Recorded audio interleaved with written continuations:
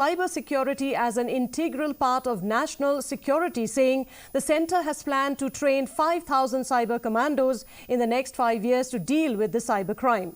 He stated this while addressing the first Foundation Day celebration of the Indian Cybercrime Coordination Centre 14C in New Delhi. Shah underlined that the country's progress is not possible without cyber security. He asked all stakeholders to come together to deal with this menace, as cybercrime has no boundary. Highlighting the growing use of the internet in different fields, the minister said that digital transaction and the use of digital data are increasing day by day in the country, which has increased the responsibilities of people involved in cyber security.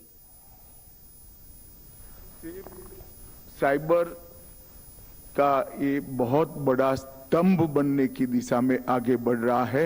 ये बहुत बड़ा achievement I4C का है, इसलिए मैं पूरी team को बहुत बहुत बधाई और साधुवाद देना चाहता हूं।